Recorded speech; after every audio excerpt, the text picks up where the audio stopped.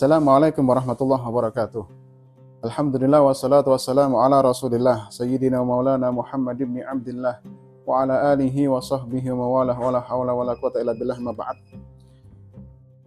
Sahabat mata air yang saya hormati, khamr itu adalah bagian daripada sesuatu yang sulit untuk dihilangkan sejak dulu sampai sekarang.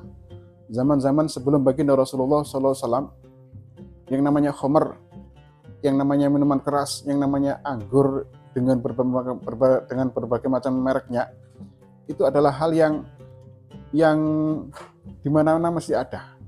Setiap kali ada sesuatu yang membahagiakan, maka kalau kita bukan orang Islam, yang muncul adalah minuman keras dalam rangka merayakan. Itu sudah terjadi sejak dulu.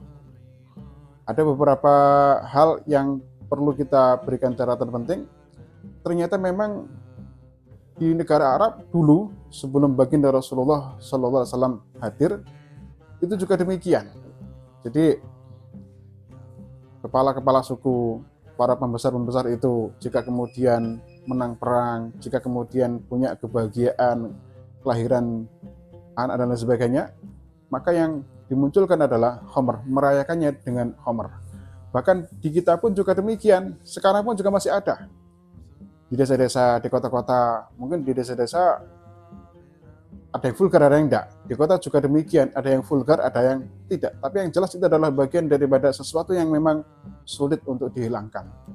Sehingga di dalam Al-Quran pun ternyata Allah juga memberikan bentuk yang sama. Artinya proses pengharaman khamr itu tidak langsung jeret, langsung haram enggak. Harus melalui 4 ayat. Harus melalui tahapan 4 kali. Dan itu memang diterangkan di tafsir-tafsir itu. Yang pertama, Allah menyampaikan bahwasannya khamr itu adalah merupakan bagian daripada sesuatu yang bisa membuat seseorang itu mabuk dan bisa meningkatkan rezeki, bisa menjadi perantara, bisa menjadi sebuah hal yang membuat seseorang menjadi punya keuntungan. Di dalam Al-Quran, Allah Subhanahu wa Ta'ala menyatakan, A'udzubillahi minasyaitonir rajim, wa min thamaratin nakhili wal a'nabi tattakhiduna minhu sakaran wa rizqan hasana, inna fi dzalika laayatan liqaumin ya'qilun. Shadaqallahul adzim. Dan di antara thamaratin nakhili wal a'nabi, dan di antara buah-buahan kurma dan anggur itu, kalian bisa menjadikan buah-buahan itu sebagai sakaron, alat, media, sarana untuk mabuk. Sakaron itu mabuk. Warizqan hasan, dan rezeki yang baik. Jadi ini ayat ini bersifat informasi. Belum sampai kemudian menjatuhkan haram, enggak. Jadi dari kurma itu, dari anggur itu bisa dipakai untuk alat untuk mabuk. Jadi ceritanya dulu itu kurma diperas, anggur diperas, airnya dikumpulkan, dimasukkan kendi, seperti yang telah kita ketahui di media sosial itu, dimasukkan kendi, ditutup rapat, dibiarin sudah. Kadang-kadang mungkin dipendem, ditanam, dikubur, ditunggu sampai 1 bulan, 2 bulan, 3 bulan, mungkin ada yang setahun, ada yang mungkin bertahun-tahun. Dan itu nanti akan terjadi yang namanya fermentasi. Fermentasi itu apa istilahnya? Pembusukan. Terjadi fermentasi, ketika dibuka maka akan muncul sifat keras, dan itu ketika kemudian diminum akan membuat seseorang menjadi fly, menjadi mabuk. Kalau mabuk itu ya sudah, kata orang-orang, salah satu efeknya adalah memang membuat seseorang tidak sadar diri. Kalau punya hutang, lupa sama hutangnya. Kalau punya masalah, lupa sama masalahnya. Itu efek mabuk, dan itu diterangkan sama Allah Subhanahu wa Ta'ala. Anggur, kurma. Jadi memang ada beberapa buah-buahan yang memang berpotensi memunculkan yang namanya alkohol, etanol, dan itu akan ada fermentasi, dan ketika diminum akan membuat seseorang menjadi hilang kesadaran separuh. Kemudian yang kedua, rizqan hasana, rezeki yang baik. Jadi dulu itu perdagangan di Arab itu yang namanya kurma itu menjadi perdagangan yang lumayan memberikan keuntungan. Nah, ini Allah menyampaikan terkait dengan Sakaron, mabuk, tapi bersifat informasi, belum sampai memutuskan, belum sampai menetapkan haram. Kemudian yang kedua, turun ayat lagi. A'udzubillahi minasyaitonirrajim. Yas'alunaka 'anil khamri wal maisir qul fihima ismun kabirun wa manafi'u lin-nasi wa ismuhuma akbaru min naf'ihima. Shadaqallahul azim. Yang kedua ini, para sahabat ketika itu masih banyak yang minum khamr, masih banyak yang berjudi. Ditanyakan kepada baginda Rasulullah sallallahu alaihi wasallam, yas'alunaka, mereka bertanya kepadamu wahai Muhammad, anil khamri, tentang khamr dan maisir dan judi. Kul, terangkanlah, katakanlah, kata Allah Subhanahu wa taala, fihima ismun kabirun wa manafi' linnas. Fihima, di dalam urusan dua itu ada ismun kabirun, ada dosa yang besar, wa manafi'u linnas, dan ada juga manafi' itu manfaat-manfaat. Ada manfaat-manfaat bagi manusia.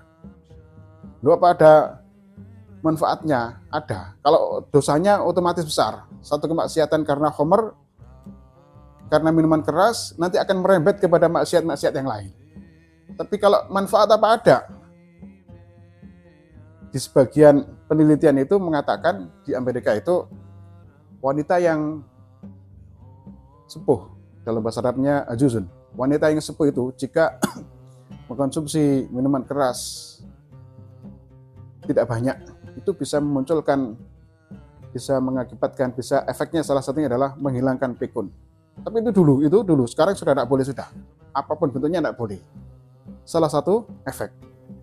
Bisa juga kemudian memunculkan rasa hangat di dalam dada.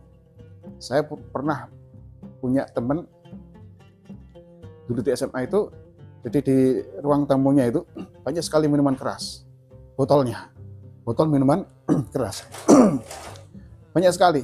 Dan itu memang agak repot. Ketika saya ke sana, saya tanya, loh ini kok banyak sekali botol minuman keras? Dia bilang, ayah saya itu pilot. Dia cerita, kalau sudah di daerah tertentu yang suhunya memang sangat rendah sekali, maka untuk menghilangkan dada yang dingin ini dengan minum-minuman keras. Ada manfaat-manfaat. Ada juga dulu yang mengatakan khamr punya manfaat jadi obat. Tapi kemudian Rasulullah mengatakan sudah tidak boleh. Itu bagian daripada jadi penyakit lagi. Sudah Allah tidak memberikan bentuk obat dari sesuatu yang tidak boleh. Wa ismuhuma, terusan ayat tadi itu, wa ismuhuma akbaru min naf'ihima, tapi dosanya lebih besar daripada manfaatnya. Ayat kedua ini masih belum mengharamkan. Ayat pertama menyampaikan info, yang kedua memberikan perhatian. Ono dosane, ono manfaate, tapi dosane lebih gede tinimbang manfaate. Terus ayat ketiga, A'udzubillahi minasyaitonirrajim. Ya ayyuhalladzina amanu la taqrabus sholata wa antum sukara hatta ta'lamu ma taqulun. Ini ayatnya panjang ini. Wahai orang-orang yang beriman, la taqrabu as-sholata, janganlah kalian salat, mendekati salat, wa antum sukara, sementara kalian dalam keadaan kubam, dalam keadaan mabuk. Hatta ta'lamu, hingga kalian memahami ma taqulun, apa yang kalian ucapkan, hingga kalian sadar betul apa yang kalian ucapkan. Ini terjadi pada salah satu sahabat dari kaum Muhajirin itu, ketika sholat dia itu lupa karena dalam keadaan tidak sadar. Berarti ayat ketiga ini menerangkan bahwasanya memang boleh minum asalkan tidak dekat-dekat dengan sholat. Jadi ini belum sampai kemudian menjatuhkan hukum haram. Oleh ngombe pokoknya tidak cedek-cedek sholat. Kemudian yang keempat, yang terakhir, setelah kondisi iman para sahabat sudah mulai matang, sudah mulai mapan, maka muncullah ayat yang keempat. A'udzubillahi minasyaitonirrajim. Ya ayyuhalladzina amanu innamal khamru wal maisiru wal ansabu wal azlamu rijsun min amalis syaitan. Perintahnya fajtanibuhu la'allakum tuflihun. Wahai orang-orang yang beriman, innama itu adatul hasr. Sesungguhnya, sebenarnya khamr, judi, azlam dan ansab itu adalah rijsun, bagian kotor daripada setan. Perintahnya fajtanibuhu, maka jauhilah. Sejak turun ayat ini oleh baginda Rasulullah sallallahu alaihi wasallam disampaikan, maka kendi-kendi yang di rumahmu yang berisi khamar sekarang tumpahkanlah fiturukil Madinah, di jalan-jalanan kota. Jangan sampai kemudian disimpan lagi. Mendengar itu yang namanya sahabat Umar, Sayyidina Umar, bilang beliau, intahena ya Rasulullah, kami berhenti. Kenapa? Kondisi iman para sahabat sudah matang, sudah benar-benar teruji. Diminta begini oke, dilarang begini oke, pokoknya semuanya yang diperintahkan Rasulullah sudah oke. Maka ayat itu menghapus, menasah ayat-ayat sebelumnya sampai sekarang. Berarti kalau kemudian yang ketiga kata tadi bagaimana? Apakah kemudian saya boleh minum khamr? Kan saya tidak sholat, tidak boleh. Sudah terhapus dengan ayat terakhir. Khamr kan ada manfaatnya, itu kan ada ayatnya. Wa manafi'ul linnas, ada manfaat-manfaat bagi manusia. Tetap tidak boleh. Yang pertama, yang kedua, yang ketiga sudah dinasah, pemberlakuannya dihapus dengan ayat yang keempat.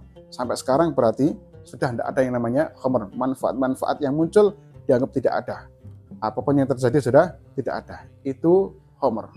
Sehingga dengan melihat ini, maka sesungguhnya kita tidak boleh sembarang untuk mengkaji Al-Quran.